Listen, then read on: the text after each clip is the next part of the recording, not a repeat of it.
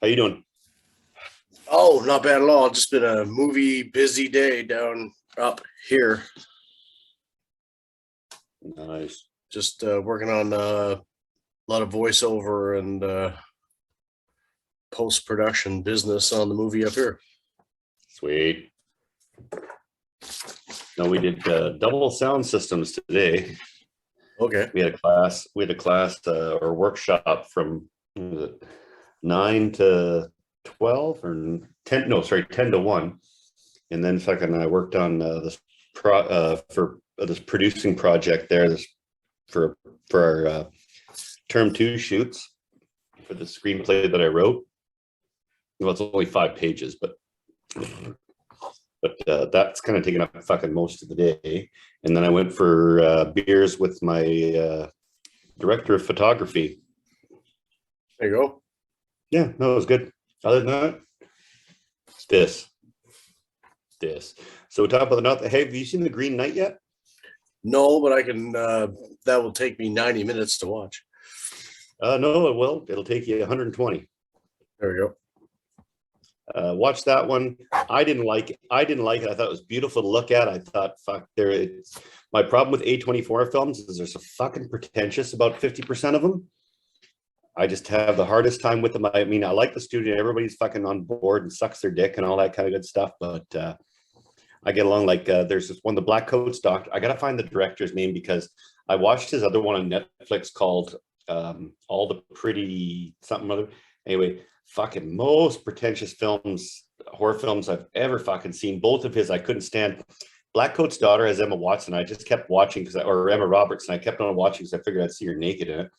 But just a fucking slow burn until the payoffs at the very end. I'm like, all that for fucking nothing. And again, the action doesn't make any sense. Dialogue, to get where they're going. I mean, you have to be in such a mindset in order to get it.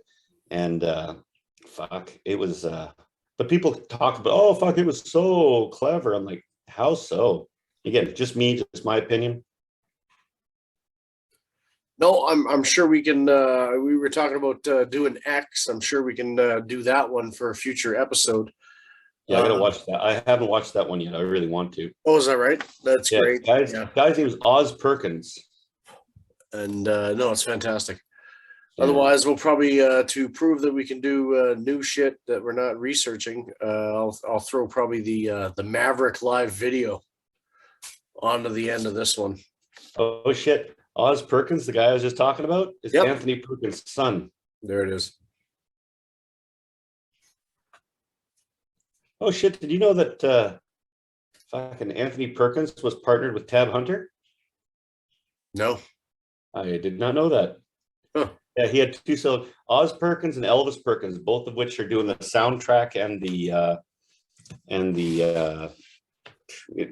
now looking at Oz Perkins, he totally looks like Anthony Perkins, but. Yeah, I didn't like his shit, man. A little too. You can be smart without telling me how smart you are. I have a co-writing credit with Anthony Perkins on a little stage play called "The Last of Sheila." Yes, yeah, he wrote that. Yeah. Disappointed. He was disappointed. As was I. Northmen. With the adaptation that we saw. So yeah, as of to the Northmen. I mean, it's a night movie with no armor. It's very good. We've talked about it before, Yeah, apparently I'm one of the few that didn't think it was the greatest thing ever. Well, I mean, it's not the greatest thing ever, but it's a little Spartacus, a little Conan, a little Valhalla Rising. A little Conan, a little, what the hell, I thought I had it pegged pretty good. A little Conan. Conan meets something more prestigious than that during Valhalla Rising. Hamlet. Yeah, yes, that's what it is. Hamlet meets fucking Conan during Valhalla Rising. That was you actually that said that. Yeah. To the Valhalla Rising part, but I mean that is what it is. Pretty much, fucking. Actually, I'll say that's exactly what it is. Not that it doesn't have its own, and again, Robert Eggers has his little touch on there that you see, but fuck, slow And again, you know where it's going. You're just waiting for it to get there. You know, Yeah, you I pretty mean, much know exactly where it's going to go. yeah, it's pretty. I mean, it's exactly the same plot that Shakespeare based Hamlet on. That's why Yeah. it's not surprising when Nicole Kidman turns to be. She was the best, but she was to me the best part of the whole thing. But her character, like the Hamlet, but her mother character was just so much more savage. Like, Yep. Well, and of the what I'll call three of the possibly what may be considered stunt casting, it's certainly the best one of the bunch, and the longest, oddly enough. it's true. You heard it here first. Yeah, I mean it's nice. Little good little finale up the volcano. Yeah, and again, they do the old Willem Dafoe. If you notice, his character never blinks. Does the old what the hell, Hannibal Lecter? You know, don't blink. Show how intense you are. Show that you're fucking intimidating. Bjorg has her one Bjorg-esque scene that is really could only be. I mean, I shouldn't say could only be done by Bjorg, but it's exactly what you come to expect from Bjorg. I wouldn't expect her to play anything else. And then again, we got Anna Taylor-Joy, who great actress and all that, but I always get in these movies, they always have to cast, you know, I don't think Alexander Skarsgård is facially that attractive, but I get, you know, his buff physique and all that. And I think he does a good job. Anna Taylor-Joy is absolutely fucking drop dead gorgeous, so on and so forth. And I had a hard time with her. I bought her in The Witch because I go, first movie out, okay. And then I don't know. I mean, I had this whole thing watching her in this film. I'm like, I get what Hollywood wants. But again, they go out of the way to prove how raw and rancid everything is by this period scene where she lifts up her skirt so that she's on her period. She takes her friggin' bloody crotch and rubs it, takes a handful of it and rubs it in the guy's face. But then, you know, next shot, her face is pristine. She's got makeup. She looks fucking incredible. I'm like, yeah, well, I mean, if you're going to go through that, man, I mean, show some fucking dog shit or some fucking cow shit on her face. I mean, they definitely didn't look like that after that. I mean, I understand, you know, you're selling this to the masses and all that, but at the same time, I think the masses will forgive you if she looks a bit fucking raw, you know? No one's going to turn around in this movie and say, she's the sex symbol. She's the most gorgeous thing ever. I mean, you can go back to older films and point at that time and time again, but you kind of wish that things have kind of progressed a bit, that you can turn around and say, yeah, women sometimes are not attractive. That's the whole thing. I mean, yeah, Skarsgård's buff, but he's definitely not nobody'd hire him for his face, that's for sure. And no one's looking at Willem Dafoe, and no one's fucking looking at what the hell's his name? Ethan. Well, I guess maybe they're looking at Ethan Hawke. I'll have to give Ethan Hawke credit for though on this one, because I honestly figured that when I saw him, I'm like, oh man, trying to pitch this, but I actually, you know, the tone of voice and he really sold this. I was really actually quite surprised how good he did. I do laugh at the one scene though where he's obviously shorter than Nicole Kidman, who is for a woman very tall. But you know, they have that one scene where he's quite obviously shorter than her, but they're trying to build him up as if he's taller. He's not, you know, trying to do the old Gary Cooper in the doorway kind of a gag. But Nicole Kidman to me steals the show when they do their little revelation and all that, which I don't think a lot of people will be surprised by, but at the same time, we won't be surprised when it does reveal itself. It's a lot more savage than you think it's going to be, in my opinion. Well, and based on some of the names we've already talked about and dropped, if you're tracking that and clocking that, you can figure out where it may be going. Yeah. So I mean, basically, it's Hamlet meets Conan during the shooting of Valhalla Rising. So for the people 30 years ago, if you're thinking Glenn Close with Mel Gibson, she's a handsome woman. You're in the ballpark. You're in the ballpark here. It's well, it's where the plot's going. I just felt it had a when I was watching it again, I don't know, maybe I was impatient or whatever where it was going. I felt there was a tad of a pacing issue. I thought it was a bit slow. But I mean, it went everywhere that I expected it to go. Yep, absolutely. With the exception of the period shot there where he slaps it. If I wasn't expecting that at all, I don't think anybody ever was. But it goes exactly where you think it's going to go. It's not that it's not good. It's not that it's not adequately entertaining, I guess, for the most part. I just found it a bit slow. The performances are great. The cinematography is incredible. Lighting's incredible. All they do, every other respect, it's a great movie. It's just, we've seen it before. We've seen it a lot. I mean, the fact that we can come up with the fact this, I mean, this is obviously Hamlet, but I mean, it's not even an original adaptation of Hamlet. It's Hamlet basically meets Conan. And during the time of Valhalla Rising, it's all elements that we've seen before, with not a really lot, other than Anna Taylor-Joy, nothing really new that we haven't seen before. Nothing that's going to make you go, wow, you know, that was stupendous. Unless you've never seen any of those other films that we talked about, and you're coming into this fresh, going, wow, you know, this is a new experience for me. Taking nothing away from the filmmakers, from the actors, from anything that's going on there. All good stuff. Just not groundbreaking, nothing new. No, and like we say, I mean, we're at the point, and I mean, it's not new. This is how it's made when you're pitching a movie. It's this meets this meets this. Well, we just told you exactly how they pitched it back 4 or 5 years ago. And I guess Ethan Hawke in the William Smith role, from Conan. And I guess when you're looking at this and you're going, okay, you're going to take all those elements and make a new film. Great. Add something fresh, you know, put something into it, put some passion into it, put something that's going to really tell the story a different way. When you and that's what you really have to rely on, is that you're going to tell the story, but we're going to tell it a different way. So when you go pretty much buy the book and tell it the way, a traditional way, I mean, it's not that it's going to make it bad. It's not even, it's just going to make it, you know, anybody that's seen a lot of films are going to say, yeah, I've seen this before. I mean, it's a good film, but I've seen this before, so it's not going to stand out in my mind, really. I mean, yeah, I mean, the witch had a bit of a twist to it that you go, okay, well, I didn't see that coming. Slow burn, and I get Robert Eggers is definitely known for his kind of slow burns, and that's pretty much what this one is. Yeah, I mean, without really, it's a good movie. It's a good movie. Much of a payoff. Yeah, it's a good movie for the second half or the first half of any year. Yeah, when you're watching Conan, you really develop a dislike for James Earl Jones, so you're waiting for that showdown to freaking happen. In this one, I guess they're trying to. You never meet the dude. You grow. He works his way towards it. So with each person that he defeats, you know, Sveneli Thorson and all that, you're going, well, this guy, if this guy is below this guy must really be bad in order to be at the top of this shit heap. Whereas this one, he's turning into a snake. It is. I think with this one, they're trying to humanize.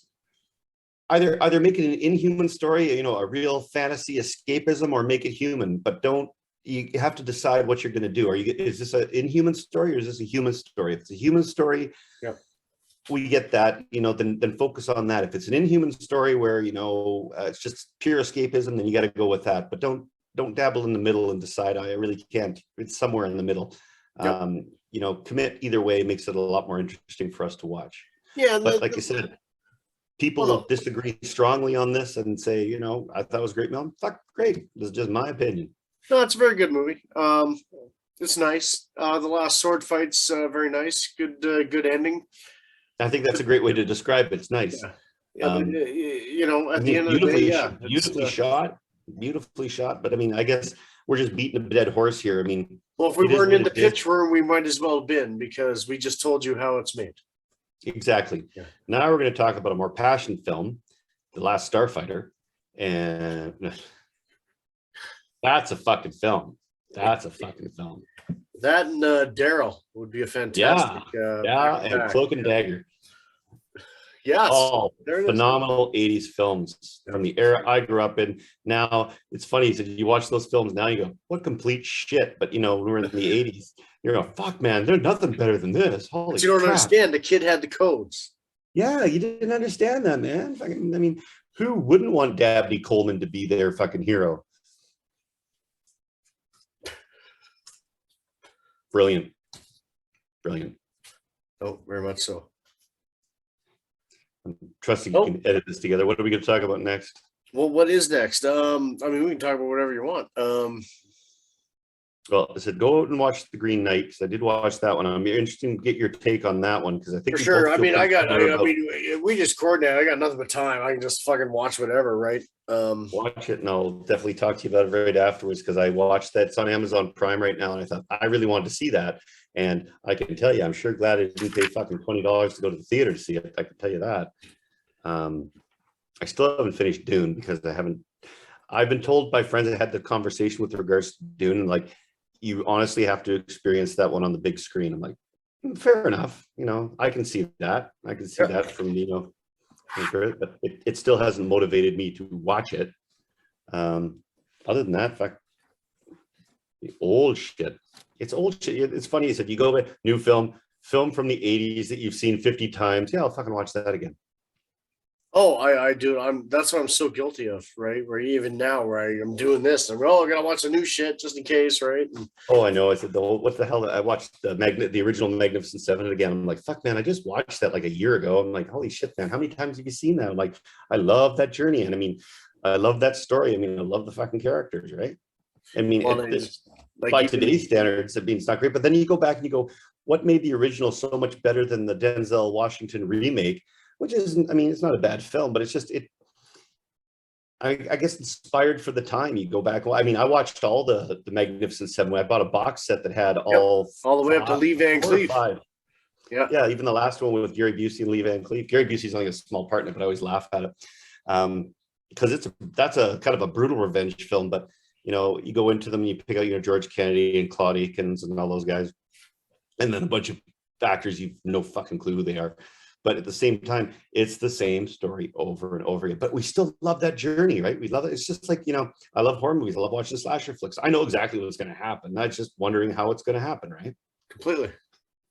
Yeah. And I guess with some things, but it's that little element of passion. I know that going to film school right now, and I mean, a lot of the higher ups, have nothing nice to say about Tarantino, but Tarantino's a guy, like him or hate him, he's passionate about what he's talking about. He's passionate about telling the stories, about taking shots from other directors, about going to his actors and saying, watch this film, and this film. These are the ones that inspired me to make this film. I get that. I fucking love that. I'll sit through that all day long because you're telling it a different way and you're telling it with some interest. There's nothing worse than listening to somebody tell a story who's not passionate about what they're talking about, right? Well, and I mean, he's been at quite literally operating at the highest level. Yeah, for 30 years. Like, it's not like if you point at him and say your worst film is Death Proof, fuck, there's nothing wrong with that. Yeah, you got him. That was supposed to be a bad film. Yeah, I don't know if you heard, it was part of a Grindhouse thing. Yeah, exactly. We actually had a great conversation with some people today with Grindhouse. I'm like, you have to remember, I mean, people use the term Grindhouse like it's a holy word. I'm like, back when those films were made, they were considered to be shit. Like, they were shit films made on shit budgets with shit actors. Everything about it was shitty. But if you threw enough sex and violence at it, right, just like today, they're fucking heralded as, it's now people think they're art. I'm like, they're not fucking art. They were garbage back then. They're garbage now, but they're inspired garbage that we like watching, because the people that had it had a story to tell. But the only way they could get people to watch it on that budget was to throw sex and violence at it, right? Well, I mean, you and I grew up forgetting the Grindhouse era that he's trying to reach back at. We grew up in the VHS 80s, 90s era where the Grindhouse were the Shannon Tweeds, the fucking, these types of things where they're putting out 19 movies a year. And you go, well, it's all the same. But if they had just done the same story, but taking a place in the 70s and they made it look old with some fuzz and stuff, oh, what a masterpiece. Oh, right? Shit, yeah. Yeah. Andrew Stevenson could have I was going to say Andrew Stevens, yeah. Oh, big call out to Bo Svensson. Bo Hopkins. Not him at all. No, Bo Hopkins, sorry. Yeah. Died today. 80 years old. I wasn't ready for that. Already dealing with Ray Liotta, and I have to deal with fucking Bo Hopkins. That sucked. I didn't realize he was that old. Bo Hopkins. Yeah, no. That's the thing, is that Fred Ward, fucking 79. I'm like, Fred Ward's 79? Like, holy shit, man. We got Depeche Mode knocking off. Depeche Mode, fucking keyboardist, 60 years old. Like, but he's only 60. That's a fucking tragedy, that. Yeah. But they go in threes. Now we got another 2 to wait for. Yeah. Yesterday, big birthday for Vincent Price and Christopher Lee, and then the day before that, Peter Cushing. So that's right. Yep. Three of my childhood heroes, and actually probably still my heroes today. You're getting old when all your heroes are dead. I mean, once Christopher Walken's gone, I think I'm out. I think that's it. I'm done. Yeah, I feel the same way with sports. Where I'm looking forward to the big 30 or whatever it is, it's ESPN and their big Detroit, Colorado documentary for hockey. It was and I think that's current, right? You know. Yeah, and I figured turn around and said, when you see guys like Mike Bossy and Guy Lafleur fucking dropping dead, you're going, holy crap, man. Yep. And Pejmo. Personal Jesus. Yeah, he's meeting him now. No, Green Knight and Sir Gawain would be a good one with Connery. That'd be a good back. Yeah, I don't know. Like I said, I'm really interested to get your take on it because I'm going to school with people that absolutely love the film, and I said, I'm sorry, I just couldn't get behind it. I mean, I stopped it actually at it's 2 hours and 30 minutes long, and I stopped it at an hour 45, and I'm like, where the fuck is this movie going? Like, you've had an hour and 45 minutes to tell this story, and I think, again, probably all comes down to expectation, what you're expecting. I mean, I'm expecting a beginning, middle, and end. And again, they do this with a very artistic, having, the once upon a time, the font that comes across that labels each chapter. And again, that's cute. And they have little stories. I'm like, but I'm lost as to, okay, the Green Knight, why is the Green Knight come? Why has he challenged him? Why has he left? The guy that fucking kidnapped him disappears and the axe shows up again. Why is that? Like, there's so many unanswered questions that I just couldn't figure out. And again, characters and not terribly likable characters. I mean, characters, this guy come across this person.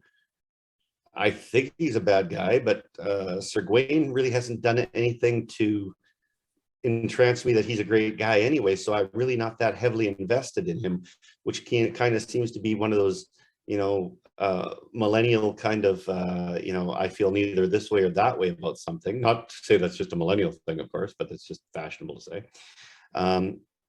Yeah, I'm curious to get your take on what you think of it, because I seem to be in the minority, and maybe I'm old.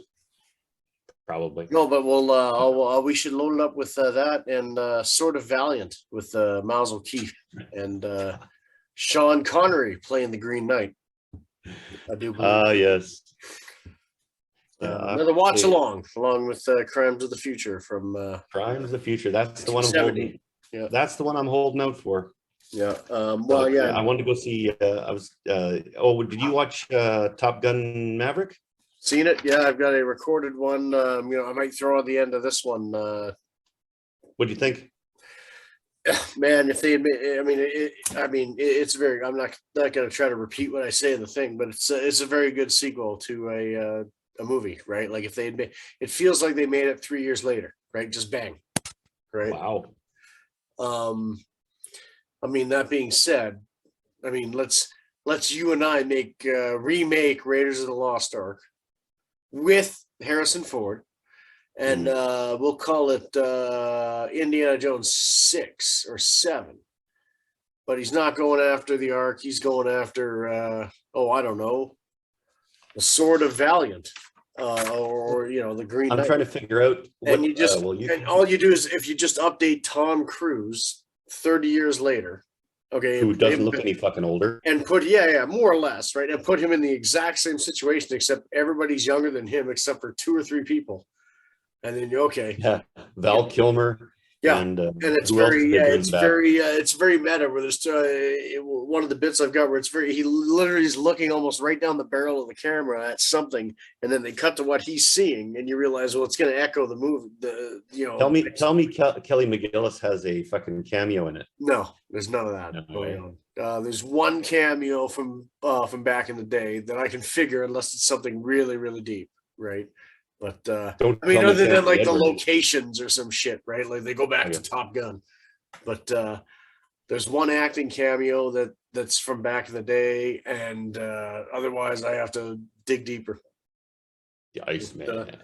And there might be a CGI one where they've put a current guy into something into the past, right? Where I have to watch that again and go, did they do that? If so, very nice, right? But Nice flick. They get them. There's at one point where it turns into Iron Eagle, where they get out of the planes at one point, like during the mission, Ooh, and it's like, whoa, here we what are go. they there to save? Well, it's almost Bat 21. That's like, what is going Bat on here, right? Like, yeah. Sans Gene Hackman. All right, this is the Brown Mac and Cheese movie trash and treasure show, proving we can do new movies as well as old.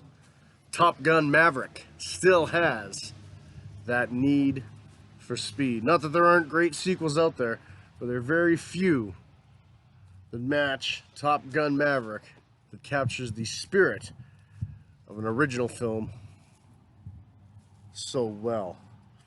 Perhaps that is the formula. The Harold Faltermeyer score, the Kenny Loggins blasting, and the jets screaming off the flight deck. Of course, this is a film done right. Cruise control notwithstanding. Of course, the cast is spot on all of their roles, okay?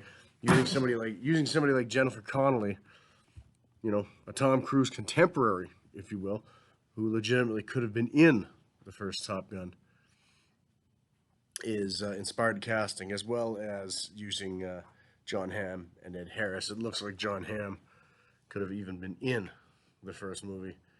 There's even a photo that looks like they may have thrown a likeness of him in there. And then as well, Ed Harris and Miles Teller playing Rooster. Val Kilmer's back as Ice.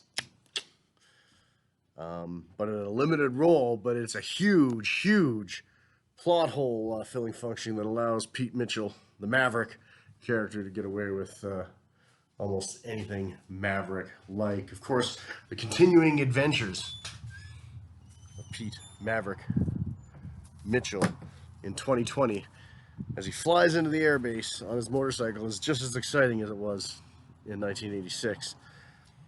Top Gun Maverick starts with Mitchell raising the bar and then going hypersonic. During jet testing in the first 15 minutes, he becomes the first man to go Mach 9 and then Mach 10. So you're already in rare air, of course, in cruise control. Maverick, Top Gun. Of course, Cruise, Maverick heading back to Top Gun is something that was foreshadowed in an exchange by James Tolkien, callsign Stinger, back in 1986. Mitchell's summoned back to Top Gun to train the last generation of pilots before drones and computer technology pilots take over. Of course, at almost exactly 15 minutes into the film, we are back at North Island and Fightertown, USA. It's all new pilots with all new call signs and all new beach sports action sequences in the mix once again. All with Mitchell prepping the pilots for a Death Star-like type bombing run that, of course, is on a foreign uranium plant.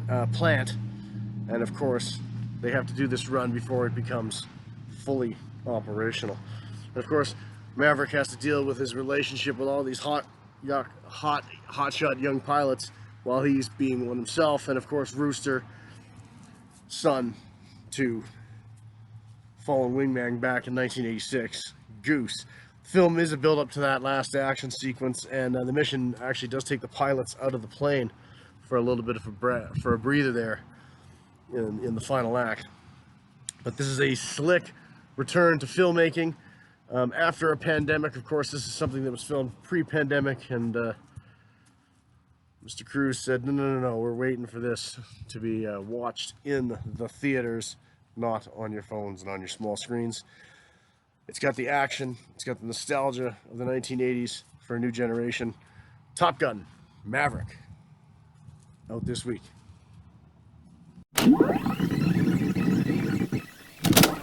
Here we go. Showtime. Cameras. Press the buttons. Cue some stuff. Drums. I want drums. Don't fall coming down that hill. Too early on the witches. I said hold off on the witches. I will tell you when it's time for witches.